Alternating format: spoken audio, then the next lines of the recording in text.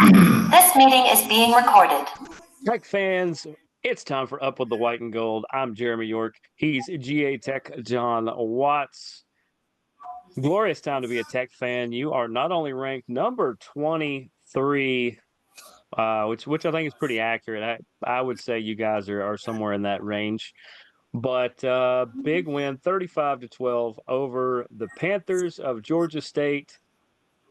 How did you see it? Yeah, I mean, pretty dominant game on the Tech side. Um, you know, first meeting between the two schools. It was good.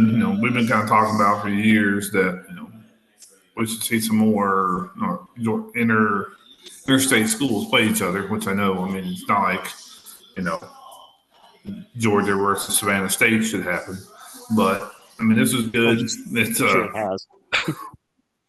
I mean, Savannah Well, State and should you know, be it's like playing. we say too, is these schools are separated by what, 4 streets, by like literally a couple miles.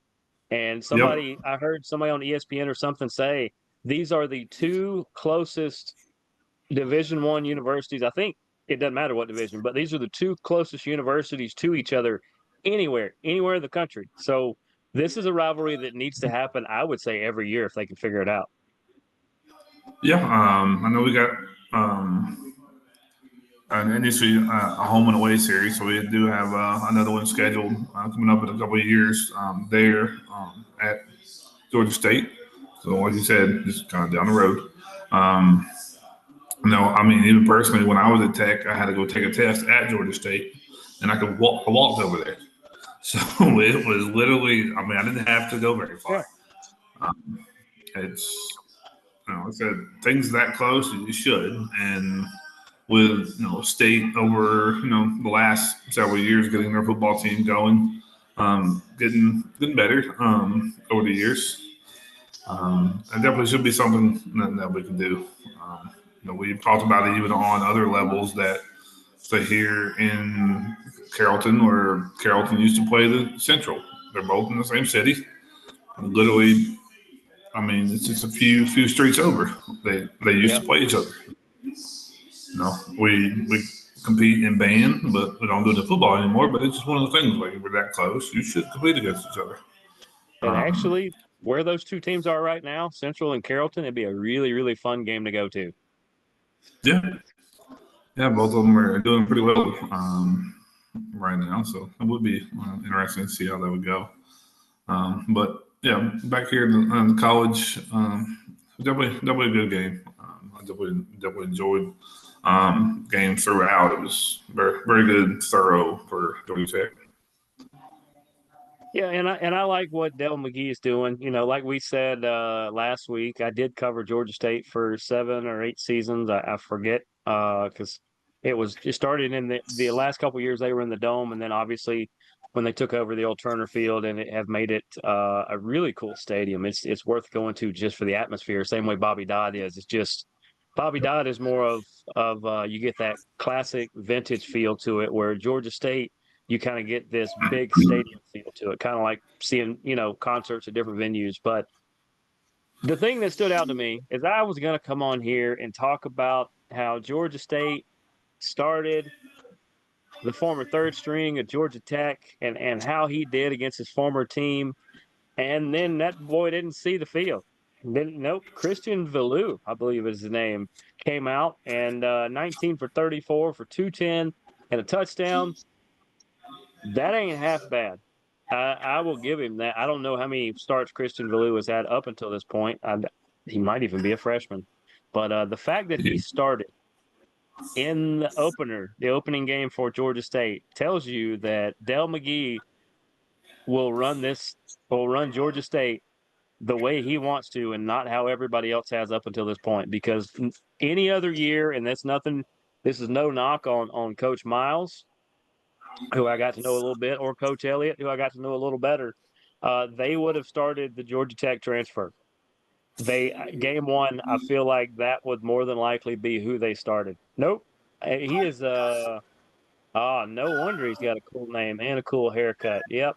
Christian Valou is a junior, 6'5", 209 from Ottawa, Ontario.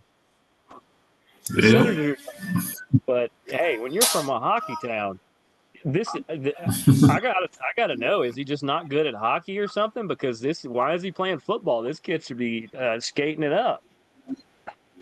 I mean, Canada's got a football league. I mean, he could have played up there. I mean, Yeah, I enjoy the Canadian League.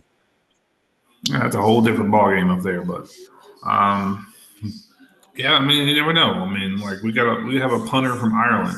So, and then there's you get people from all over the world who want to come and play the sport, college sports, and you never know where you can pick it up. I mean, you also have to look at the state you're in because recruiting for here, that other school up the road, we will not mention. It's going to get a large amount You're talking of about recruiting, Morehouse, right? Morehouse. Yeah. Yes. Yeah. Just a little bit Shout of out Morehouse. You're doing good stuff. Morehouse, Clark, Atlanta. All of them down there. Oh yeah. But yeah, so I mean, you're looking at from a Georgia State perspective, you have Georgia, you have Georgia State, you have all the schools around here. I mean, they're not too far off. Alabama, you got the ones in Carolina, Tennessee. I mean, you're in the South. You're in a huge area of recruiting from big schools.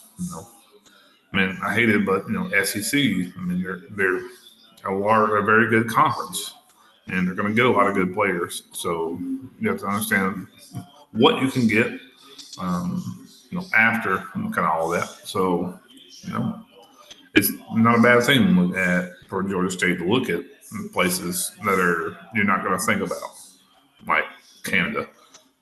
So, good on them, Georgia. and yeah. Good Lord. I mean, there's 7 or 8 schools that play games within an hour of us right now, including one that's playing up the street from both of us.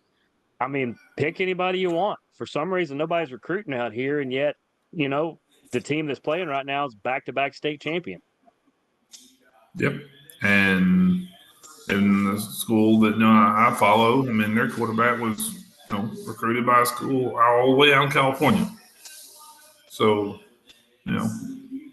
if a team from California can come all the way over here on this side, I mean, why can't we do more home within local things? They're good players. Like you said, back-to-back champions. I mean, we have great schools, even in Atlanta. You've got really good schools. I mean, I believe it was I think Milton is the top 5 in the nation. So yeah, I mean, definitely. I mean, but then again, like I said, it just all depends on where you can recruit. Now, I do see. I'm looking down the stats here. One of the few players I do recognize. I've talked to him in interviews and such. He's a senior with them. He's a wide receiver, Jakias Cradle. Usually lights the field up like it's a laser light show. I don't know if he got hurt or just somehow Georgia Tech found a way to stop him, but one catch for 13 yards. That doesn't happen often for Cradle. Normally, when everybody else gets shut down, he finds a way to get loose. So I think this just speaks to the defense. I know Georgia State's defense did not get a sack. They did. They got a handful of good tackles and tackles for loss, stuff like that. But overall, looked like Georgia Tech won the battle in the trenches. Yeah, definitely there. You mentioned your wide receiver. Kind of found that they weren't doing very well either they weren't doing well in their passing game or they were really trying to do their run game, which wasn't working really for them either. Early on, they were getting a lot of 3 and outs. So it was definitely they were trying a lot of things, but overall, just 200. Well, looking at the numbers, 210 passing yards, which is much less than what we were doing, but we were everywhere. So that kind of helped. But yeah, I mean, 29 rushing attempts, but 5 per yards. It's it's what they were trying to do, but it's just our defense was just kind of holding them everywhere. Yeah. And I mean, Haynes King did have 275 in the air, did throw an interception. I kind of figured he was good for one of those in that one. Georgia State's always got some good corners that are good at picking the ball off. That's going to happen. They average about one a game.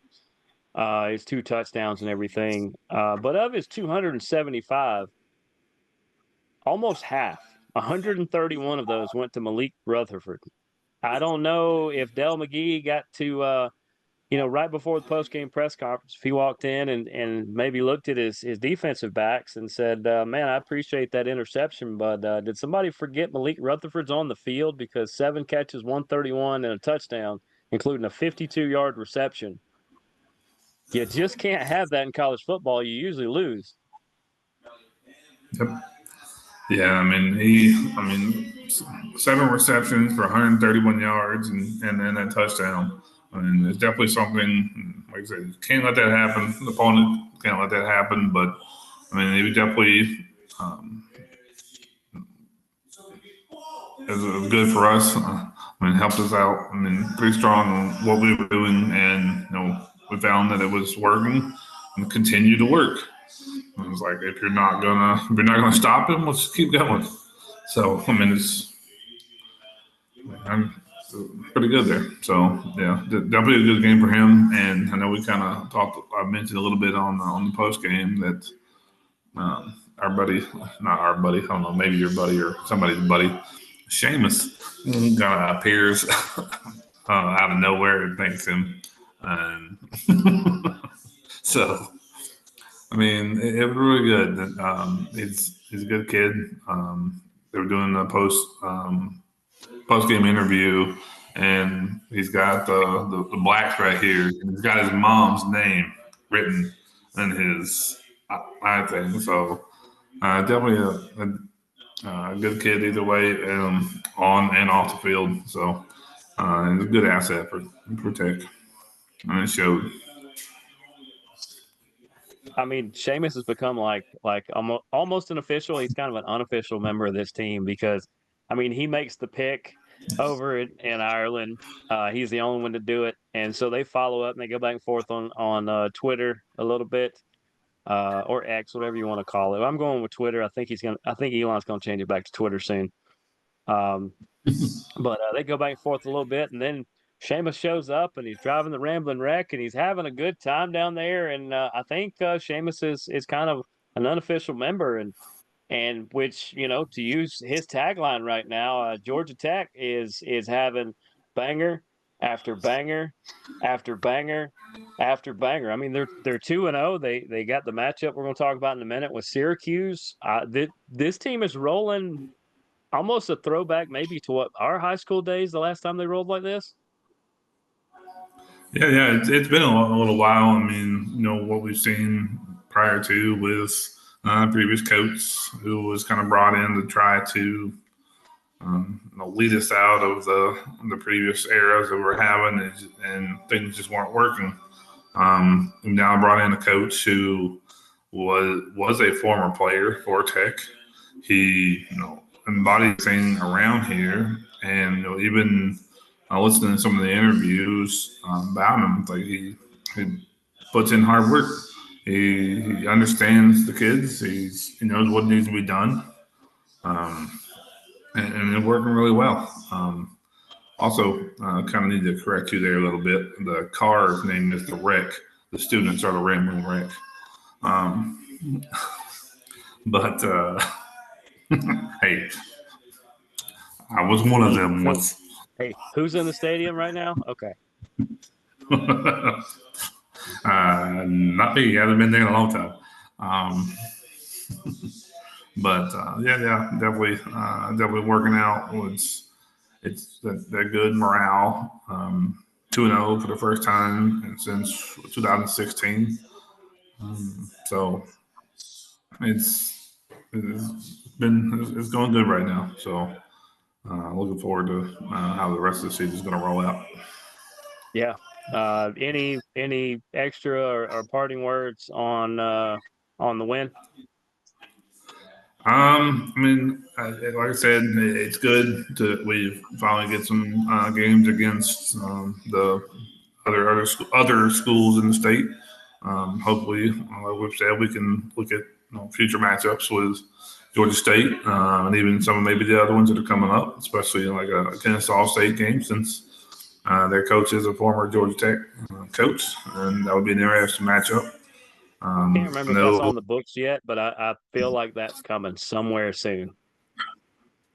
Yeah, I think it might be coming down the road, and then now West Georgia has moved up to Division One, and that might be a little down the road, but that was something even there. It'd be interesting to like just go down the road and watch Tech in my hometown rather than going back to Atlanta. That would be kind of interesting. But yeah, overall good game, very very thorough. It was steady for Tech. Scored in every quarter. You know, one quarter. I mean, a touchdown per quarter, with two in the third. Very controlling of the game. So, like I said, everyone kind of writes that they routed them, but I think it was just more of a steady. Just kept with it, kept on it, and great win overall. Absolutely. And moves us to this week's matchup where number 23 ranked Georgia Tech. That's just fun to say.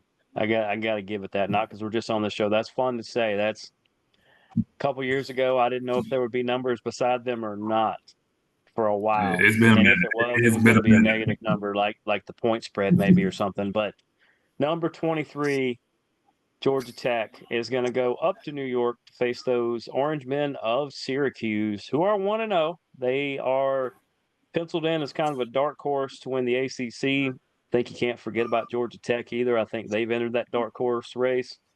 You get the noon kickoff. I mean, Georgia Tech's used to the noon kickoff. Syracuse normally plays a little later.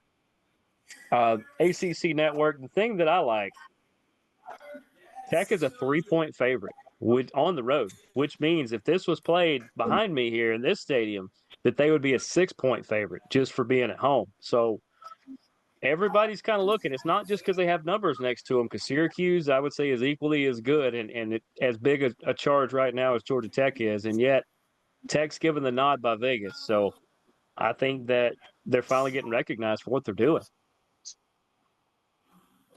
Yeah, no, definitely, it's good. What we were able to do against a school that was then ranked number 10 in the first week, and the steady and I guess what we did last week against State. The polls are really seeing what we can do. Um, Looking forward, this game's gonna be a little different. What we've seen in the past two games, where like I said, State did a lot of running. FSU tried to do a lot of running. Syracuse is a heavy pass offense, and we saw what they did. What they did with that against Ohio. So we're now going to have to change it up a little bit and look at that heavy pass offense. See how we Yeah, do. that's Like I said, on that's the an issue. road. Yeah. Go ahead. Very good. Yeah, I was looking at Kyle McCord's numbers, and that's why I was like, yeah, they like to throw the football. Although actually Yeah. Haynes' numbers are a little better, except for in touchdowns. Uh, you can tell they like to fling the ball around a good bit, and they've got. Want to get his name right. I want to call him Larry Allen, but he's not Larry. LaQuint Allen. I'm sure he's related to Larry Allen. That is their top wideout. Yep. 15 catches for 98 yards. That means he's averaging about 6 yards a catch. That's not bad. Or no, that's their runner. Sorry, their leading runner only has 15 carries for 98 yards. Their leading receiver, 7 receptions for 108 yards and 1 touchdown. And also keep in mind, I did say McCord and King have similar numbers. King has played twice as many games.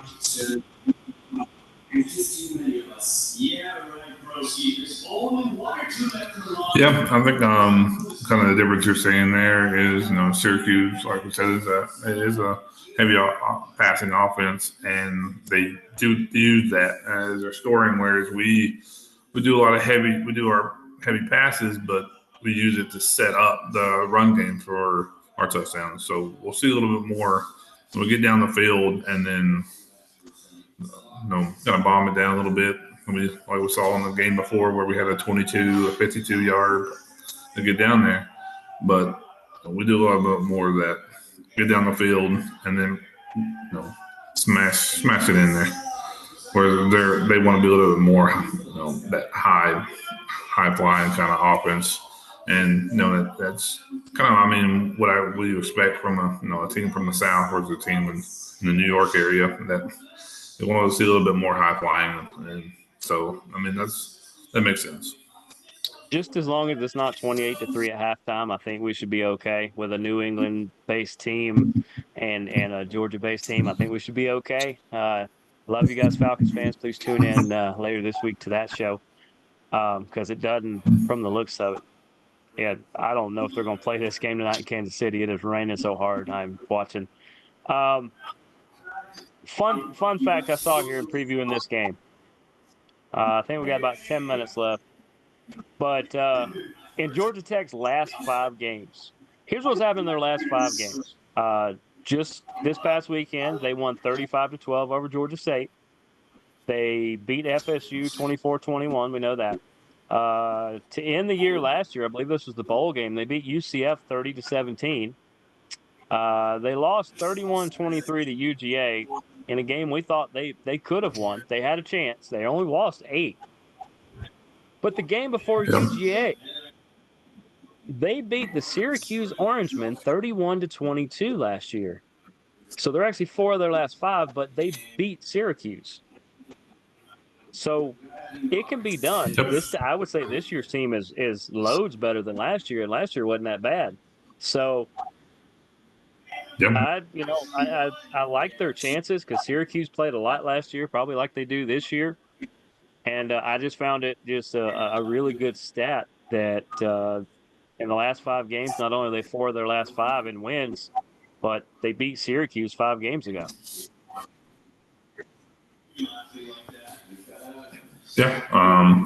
Syracuse has definitely been one of those kind of schools that's been, each year to year, you're like, we don't know what team, what kind of Syracuse is coming. Are they going to be ones that are in the years past where they're like, or are they going to be like they seem to be rolling right now? Is like we said before, the Darkhorse is going to be that team you don't think about. So everyone's looking at FSU. We're looking at Miami. We're looking at UNC, and here comes the guys out of nowhere. We're Syracuse, and I think after the first game or two, even the new guys, SMU was kind of up there. So. One of those. We're now, it's again we're looking at anybody's game for ACC, and we really need to kind of get some more games in and really see what we're looking at. FSU is proven to not be what they should be, and Miami with them running over Florida. I don't know what's going down in Florida, but clearly somebody's not figuring something out. But unless you're in the deep south of Florida, and when I say deep south, I mean Miami, I'm not sure what's going on in Gainesville or Tallahassee right now. It is some dark times. Yeah, it's. Like we saw the joke that the FSU quarterback's now sponsored by Waste Management. The memes and everything that are going on right now. It's just like. And I maybe saw one for the. But he's not good. No, it's not working here. And looking at, I think after the Miami Florida game, they showed a picture of all the Florida fans leaving. I saw someone said, "Here are all the Florida fans entering the portal." So. Yeah. So like I said, it's going to be interesting going forward. What we can do, what any of the teams do, But definitely looking forward to this weekend. Definitely should be a good and close game, I think. Absolutely. And this will be live, like I said, at noon on the ACC network in the JMA Wireless Dome, one of my favorite places. I know it's one of your favorites as well. We pencil that one in every year. Love to hear about the JMA Wireless Dome in Syracuse, New York. Like I said, Georgia Tech 3-point favorite. This is one of the rare times I say I think they're going to win by more than 3. And the over-under is at 60.5.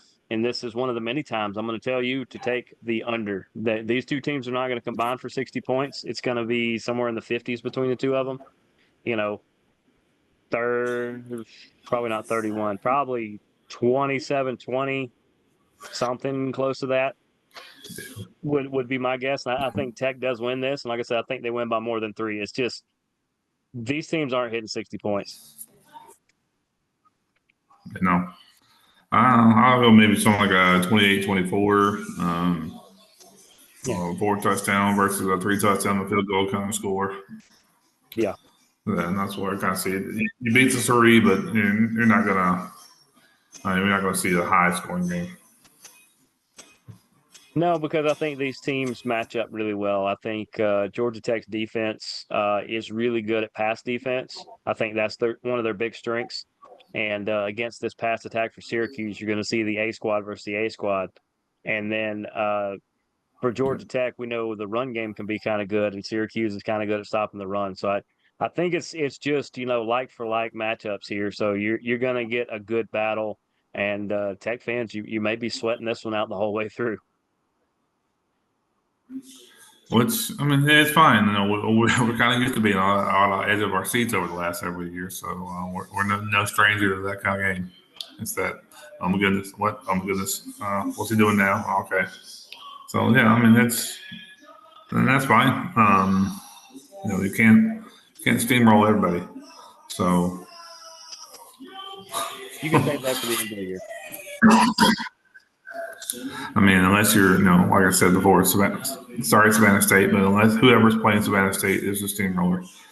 So, sorry guys, but we'll see. Mom, because I know my mom is watching this show. No, Mom, Savannah State is not somebody I went to school with. It's an actual place. Yes, it does sound like somebody we would have went to school with, but I promise you, I don't think I know anybody named Savannah, let alone State. Which is very odd because in 2 days I'm going to a wedding and the bride's name is Savannah. And is the wedding taking place in a state? I mean, yeah. I mean, it would have to be unless it's. I mean, no such thing as coincidence. So I mean, that's amazing. There's Savannah State tie-in right there. Yep. But about 3 minutes left. Any kind of last word? I'll give you the last word on this matchup with Syracuse. Like we said, I think it's going to be close. Looking for another victory, be 3-0. Off the top of my head, and I didn't pull this stat up, so I don't know the last time we were 3-0 in the season. I'm going to guess the 60s. Back when Heisman was our coach.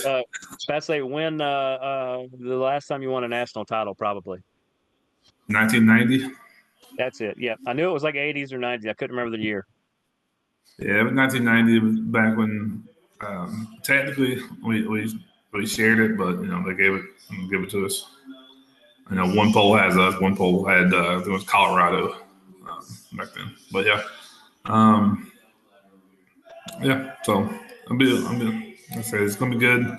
I do have that wedding to be at, so I don't know how much of this game I'm going to be able to watch. I know it's at noon. The wedding's supposed to be at 4, but it's a little ways away, so I might be able to watch.